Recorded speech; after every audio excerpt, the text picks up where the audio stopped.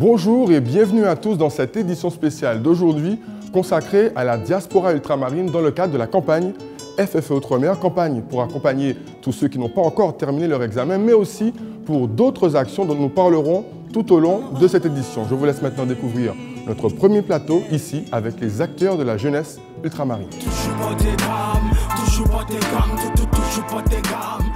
Merci à vous de participer à ce plateau d'ouverture. Edwin, Kevin et Jennifer, vous êtes tous engagés, on va dire, dans des actions qui peuvent aussi inspirer.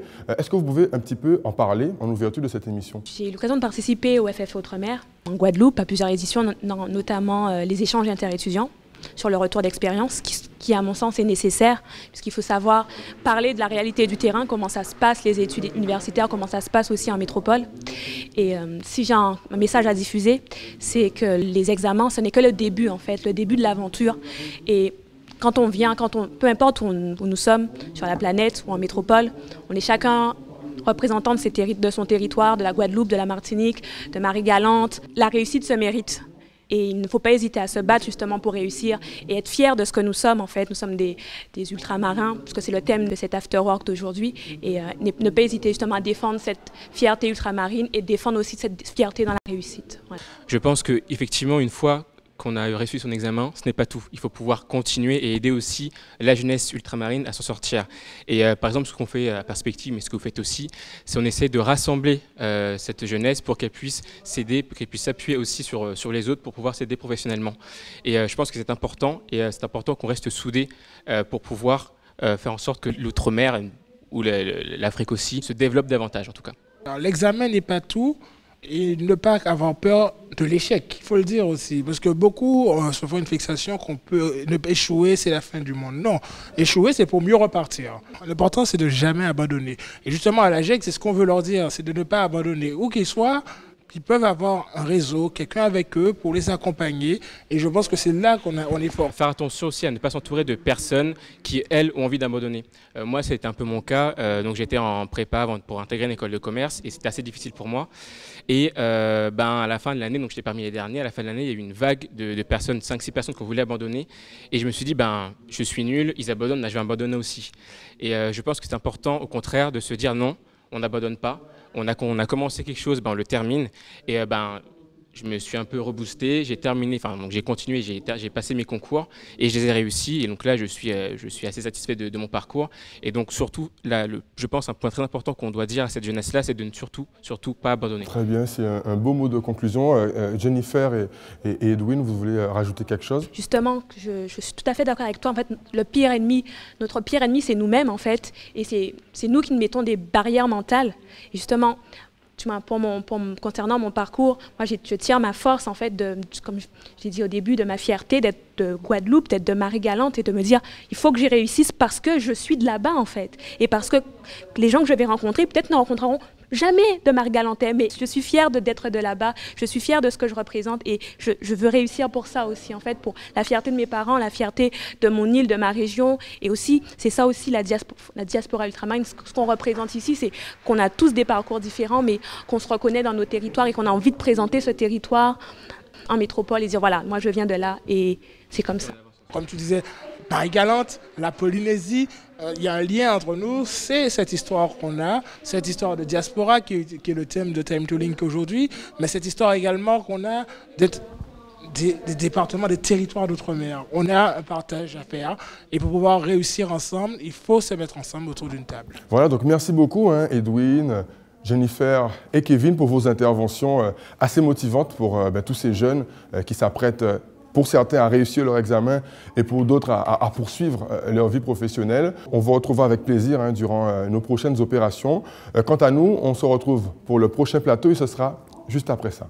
Le chemin parcouru est assez positif. Il y a 2-3 ans, on avait récolté le prix numéro 1 du concours du CNUS, qu'on avait été récupéré à Paris avec une délégation anti-Guyane, en compagnie de Mayotte également.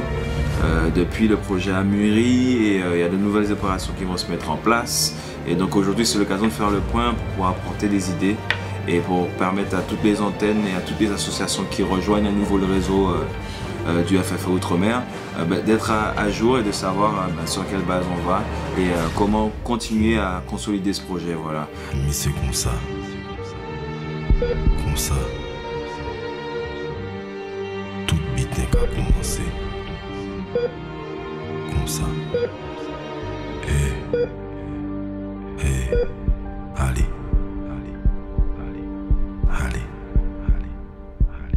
Toujours ensemble, en marge de cette opération Time to Link, ici, au bateau Alizé, où nous a rejoint donc, Claude Issiard. Donc, vous avez participé il y a quelques instants à cette opération. Alors, quel sentiment avez-vous à ce propos et surtout, quel message pour la jeunesse qui va regarder cette émission? Alors, il y a deux choses. Déjà, pour moi, ce sont des moments extrêmement importants parce qu'ils permettent de créer du lien, permettent également d'ajouter que les uns et les autres conjuguent leurs talents. Voilà, ça c'est déjà important dans le domaine de l'entreprise. Et là, on a beaucoup parlé d'identité. Moi, je suis très heureux de constater qu'enfin, une certaine génération, parce que je crois que la génération précédente, les plus anciens, n'ont pas ce réflexe-là. C'est-à-dire de comprendre que l'identité, finalement, lorsque l'on est ici en France, lorsque l'on appartient à des régions lointaines, l'identité doit être aussi au cœur du travail que nous faisons. Et donc moi je suis très heureux de ça. Donc j'ai passé vraiment un moment très agréable. Mais surtout, alors je voudrais le dire, je vous le confie, il y a vraiment parmi toutes celles et tous ceux qui se sont exprimés des gens qui ont énormément de talent et moi j'ai été admiratif d'entendre l'analyse que les uns et les autres pouvaient faire à la fois de leur travail, de leur métier, de l'environnement dans lequel ils évoluaient, mais aussi la réflexion qu'ils ont sur une société et sur ce qu'ils veulent. Donc ça pour moi c'est essentiel. Maintenant, en ce qui concerne cette jeunesse, moi je suis confiant. Je fais partie de cette génération qui, dès les années 80, s'est levée, militante, pour dire que le monde dans lequel nous vivons est un monde de discrimination et ce n'est pas acceptable. Simplement en disant ça, lorsqu'on a 16, 17 ans, lorsqu'on a 20 ans, et lorsqu'on est déterminé à voir changer le monde, ça peut sembler utopique, mais finalement, lorsque je vois ce qui se passe aujourd'hui avec cette jeunesse, je me dis que non, on a tous semé notre petite graine et il y a des graines qui germent. On a fait notre part du travail, les jeunes feront une autre part du travail. Moi, je suis vraiment très confiant. Je parlais d'être admiratif sur certains. Je le suis aussi envers cette jeunesse, mais surtout, je suis confiant. Merci beaucoup de votre participation et aussi, on va dire, de ces échanges un peu motivants pour la suite. Un dernier mot, par exemple, pour ceux qui vont, d'ici la fin de l'année universitaire, apprendre leurs résultats et peut-être devoir rebondir. Un petit mot pour cette jeunesse? J'ai juste envie de leur dire, et je les regarde dans les yeux, vous dire... Moi, j'aurais beaucoup aimé faire beaucoup d'études, aller très loin, être vraiment quelqu'un pétri d'un savoir. Malheureusement, ça n'a pas été le cas. Et lorsque je vois des jeunes qui réussissent, je leur dis que leurs réussites sont mes réussites, mais nos réussites à tous. Alors, vos victoires sont nos victoires. Continuez, on compte sur vous. Accroche-toi pour valider et aller jusqu'au bout de ton année scolaire en donnant le meilleur de toi-même. Je me rappelle lorsque j'ai passé mon baccalauréat, je pensais avoir raté mon épreuve de mathématiques. J'ai pleuré pendant toute une nuit, mais vraiment en me disant c'est plus la peine que j'y retourne. Et finalement je me suis dit allez, un peu de courage, on sait jamais. Je suis retournée, j'ai eu mon baccalauréat et j'en suis ravie. Battez-vous pour vos examens. Retrouve-nous prochainement sur toutes les opérations jeunesse en cours jusqu'au FFE Days, des résultats du bac et la Beach After School des grandes vacances. Voilà donc toujours ensemble ici, on rappelle, sur le bateau Alizé pour la suite de cette édition spéciale avec de nouveaux invités. Donc nous avons sur le plateau Madame la déléguée interministérielle à l'égalité des chances, ainsi que la sociologue donc, Stéphanie Mélion-Renette et Chris Macari, donc professionnel notamment au niveau de l'audiovisuel. Alors sur le thème d'aujourd'hui, quel est un petit peu le sens de votre intervention? On l'a vu, il y a une diaspora ultramarine qui existe, qu'elle se structure et qu'elle s'organise pour assurer ce qu'il n'y avait peut-être pas il y a quelques années, c'est-à-dire un accueil hospitalier et des liens pour les nouveaux arrivants qui font le pas et qui sautent la mer pour venir s'installer ici dans l'Hexagone. Donc il faut oser, faire preuve de l'audace qui est chère à mon cœur et sauter la mer. En plus, ça forge les personnalités et ça peut vraiment être des opportunités, en sachant que si on part, on peut partir pour rester ailleurs, mais on peut aussi partir pour revenir. C'est ce qu'on a dit aujourd'hui. S'engager dans une association, quelle qu'elle soit, ça permet de créer justement un tissu et qu'il faudrait, que peut-être qu'ils vont contribuer à être un pont entre toutes ces associations qui existent déjà et qui vont consolider nos communautés, permettre qu'on puisse être bien présent ici et pour être plus présent là-bas en fait, plus présent chez nous quoi. C'est-à-dire qu'en étant présent ici et bien intégré économiquement, financièrement, professionnellement, on devient aussi quelque part une richesse pour sa propre île, en réinvestissant des connaissances, de l'argent, etc. Donc il ne faut pas avoir peur de partir, de se former, et ce n'est pas une défiance envers son pays de partir en fait.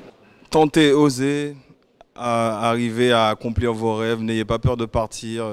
La vie, on n'a qu'une vie en fait, il faut tout faire pour accomplir ses rêves et voilà quoi. Moi c'est ce que je suis en train de faire en fait, donc je peux que dire ça aux jeunes en fait et à ceux qui m'écoutent. Je dirais déjà que c'est bien de partir pour s'ouvrir l'esprit, être plus objectif sur son propre pays et savoir ce qu'on peut lui apporter, et ensuite peut-être que quand on part en amont d'essayer de prendre contact avec des personnes sur place, de chez soi, qui peuvent peut-être nous accueillir et faire que l'intégration, en tout cas, ou l'adaptation soit plus facile, sachant que nous sommes quelque part un petit bout de nos îles respectives et qui peuvent apporter quelque chose de positif, qu'on reste ici ou qu'on reparte ou qu'on rentre. Voilà. Une dernière chose, parce que c'est une petite citation qui est chère à mon cœur et qui, je pense, pourra inspirer la jeunesse, c'est une citation de Mark Twain qui disait qu'ils ne savaient pas que c'était impossible, alors ils l'ont fait.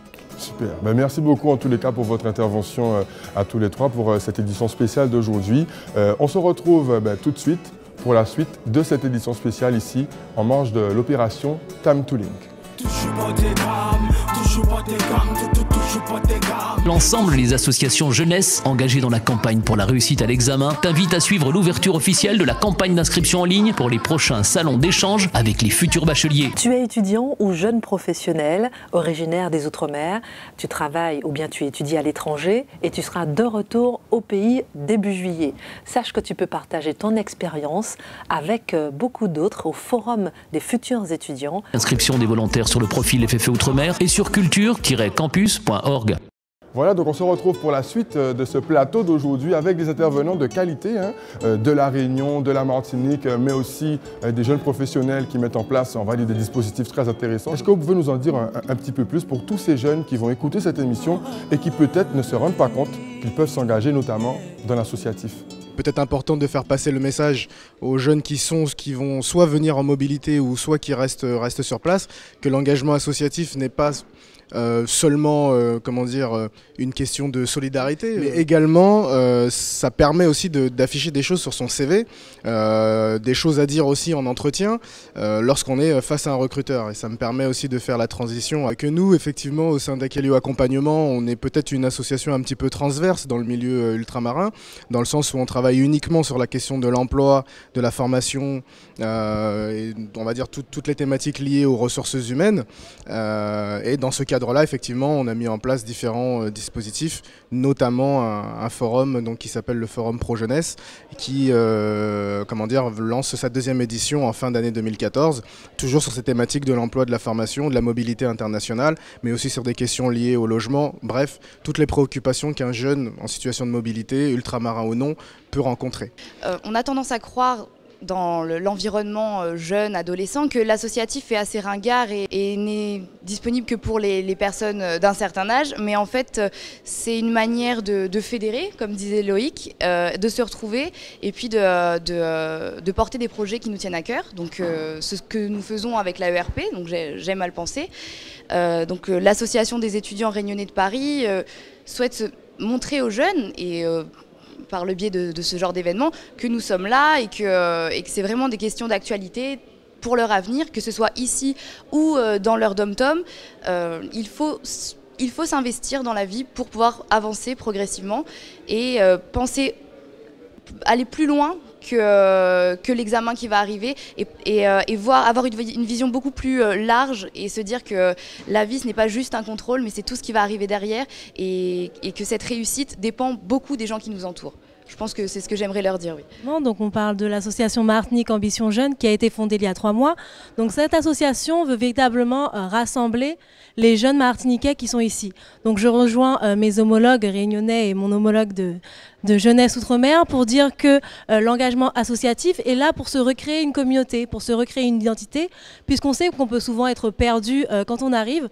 Donc ce qu'on peut faire, c'est s'engager dans l'association, mais l'association est également là pour accompagner la mobilité, pour également diffuser les informations, puisque ce qui est important, c'est d'avoir les informations sur le logement, sur les bourses, sur les démarches administratives, puisque ce sont les déterminants d'une intégration réussie, mais également, voilà, comme a dit Roxane, de s'engager sur des projets. Donc ce qu'on fait pour cette année et pour préparer la mobilité, c'est qu'on soutient les initiatives des associations martiniquaises, donc l'association d'Ellumina en juillet. Nous serons aussi présents pour bâtir des synergies avec nos homologues en Martinique. Et en septembre, nous serons évidemment là pour accueillir les étudiants qui arrivent, ceux qui arrivent en formation, ceux qui veulent chercher des stages, des emplois avec notre partenaire Jeunesse Outre-mer. Et voilà, nous serons là pour les accueillir, pour qu'on échange entre Martiniquais. Nous proposons par exemple un réseau de parrainage et nous aurons les forums professionnels, les ateliers dont a parlé Loïc. Alors déjà pour ceux qui vont passer les épreuves, bonne révision. On est tous passés par là et on est nombreux à avoir eu le bac ou d'autres diplômes.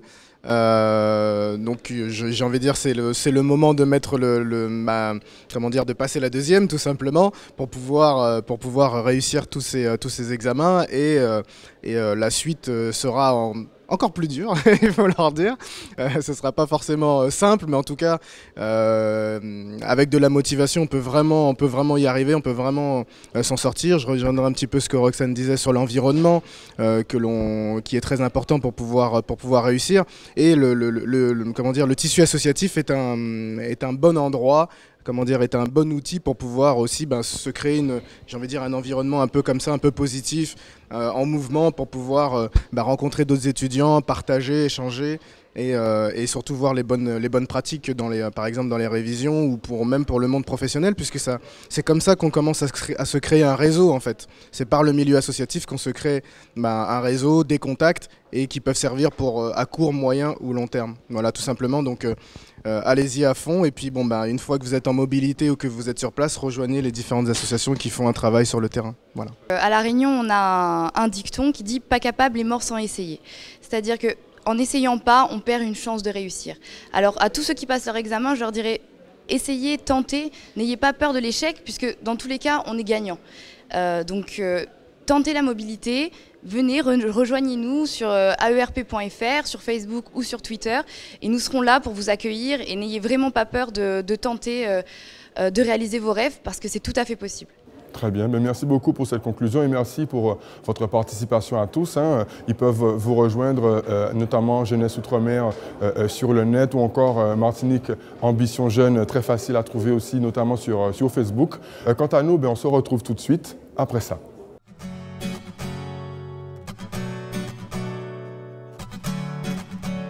Une petite phrase d'encouragement pour vous qui passez vos examens. On m'a toujours dit les classes préparatoires c'est pas fait pour toi, les grandes écoles c'est pas fait pour toi. Et finalement je les ai faits. Il est absolument nécessaire d'aller jusqu'au bout de l'effort qu'on a mené, d'obtenir le diplôme qu'on souhaite décrocher et puis après une fois qu'on l'a en poche, finalement on fait ce qu'on veut. Si demain vous rêvez de créer votre propre entreprise, d'être votre propre patron, et soyons clairs, et gagner de l'argent, parce que quand on monte une entreprise on veut gagner de l'argent, c'est pas en abandonnant en cours de route. On a bien sûr le droit d'échouer, mais on a le droit d'échouer quand on a tenté. Tout ça pour vous dire qu'il faut croire jusqu'au bout. Battez-vous pour vos examens.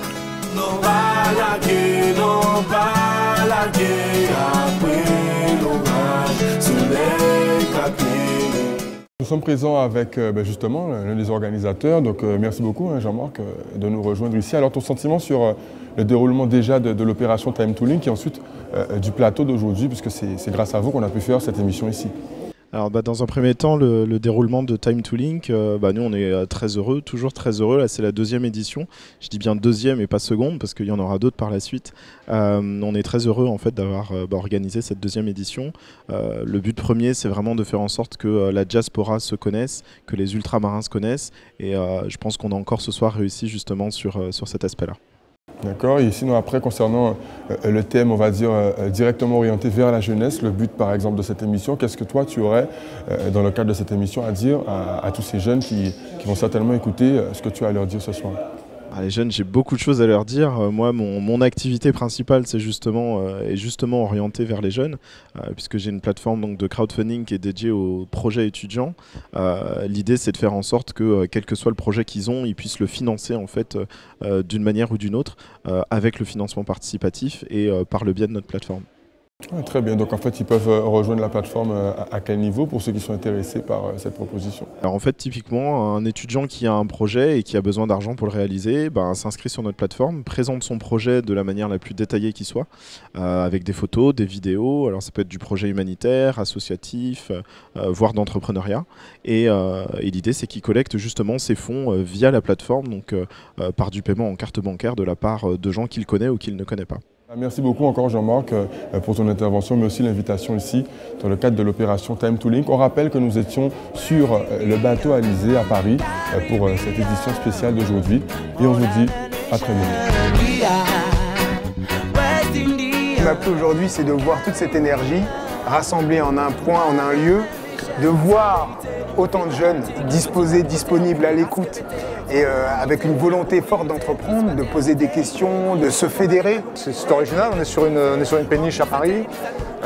J'étais jamais venu ici.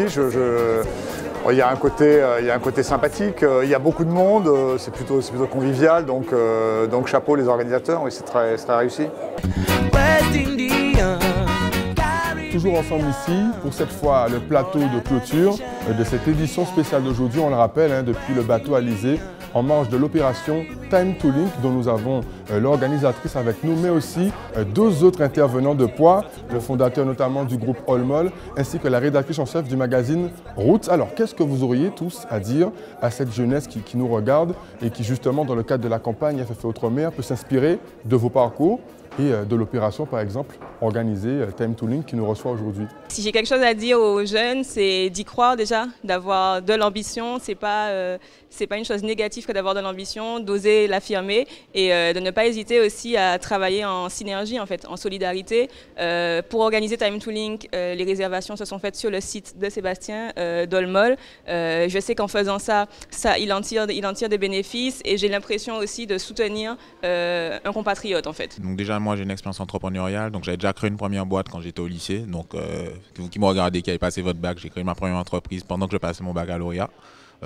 J'ai voulu arrêter mes études et continuer sur cette entreprise-là. Mes parents ont eu la bonne idée de me dire de continuer mes études et donc je les remercie pour ça et continuez vos études autant que vous pourrez. Parce que c'est toujours un bagage que vous aurez, même si quand on crée une boîte, on peut se dire qu'on n'a pas forcément besoin et qu'on apprend sur le terrain rapidement, ce qui est vrai, mais on apprend aussi beaucoup à l'école, donc continuez là-dessus. Et aujourd'hui, moi je voulais arrêter mes études après le bac, je suis allé jusqu'à un bac plus 5. Ça me sert tous les jours et donc n'hésitez pas. Et puis après, vos rêves, la deuxième boîte que j'ai créée dans Olmol, j'ai commencé à la monter à ma deuxième année d'études, donc en post-bac, et j'y suis toujours maintenant et j'ai fait en parallèle, j'ai eu mes diplômes, etc. Le magazine Roots, c'est un magazine qui met en lumière les acteurs de la scène afro-caribéenne et on tient vraiment à créer un lien justement de synergie entre ces deux communautés qui ont une histoire commune plus ou moins. Et ce que je pourrais dire en tout cas aux jeunes, c'est que comme Adeline, il faut croire en ses rêves. Il faut croire en ses rêves, il ne faut pas hésiter à être ambitieux. Il faut aller de l'avant, il faut souvent trouver des modèles qui nous inspirent, suivre leur parcours et justement ne pas laisser l'école, même si oui, on peut, en fonction de ses envies, décider d'arrêter l'école, mais il faut vraiment croire en son potentiel, aller de l'avant et se donner les moyens de réussir. Il faut vraiment se donner les moyens de réussir. Et si ça passe par le fait d'avoir un bac plus 5, il faut aller jusqu'au bac plus 5. Je pense que c'est important d'avoir de l'ambition, etc. Mais l'ambition, c'est bien, mais le passage à l'action, j'ai envie de dire, c'est encore mieux, quoi. Il ne s'agit pas juste d'être là en train de faire de belles prières, de dire j'aurais aimé, je souhaiterais, etc. Non, il y a un moment, il faut avoir le courage aussi de passer de la grande pensée, de la grande idée à l'action, à petite échelle. On ne dit pas d'investir des sommes folles, mais un risque mesuré, mais c'est aussi ça en fait qui fait qu'on va de l'avant. Moi j'ai commencé à monter mon entreprise, j'étais toujours en cours. Ça m'a permis aussi justement au niveau des cours de voir des côtés concrets directement, chose que j'aurais peut-être pas eu l'occasion de faire si j'avais commencé qu'après. Et on a aussi la possibilité de profiter du réseau, des professeurs, etc. Et c'est quelque chose de non négligeable parce que quand on a un cas concret à présenter, à étudier, à travailler, même au niveau des professeurs, c'est intéressant. Eux, ça les intéresse, c'est des choses qu'ils ne voient pas tous les jours. Donc s'il y a des gens qui veulent même monter leur boîte, pas se dire je dois choisir. Au contraire, essayer de faire les deux en même temps. Il faudra vous donner les moyens, il faudra faire 24 heures de travail par jour, mais ça sera bénéfique dans les deux sens. Je pense que l'action naît d'une idée, donc il ne faut pas hésiter à parler de ces idées, à s'entourer des meilleurs qui pourront nous diriger et ensuite justement passer à l'action. Ensuite, je pense que tout le monde n'est pas fait pour être entrepreneur comme mon collègue. Moi, je suis plutôt une personne qui va aider les entrepreneurs à atteindre leurs objectifs.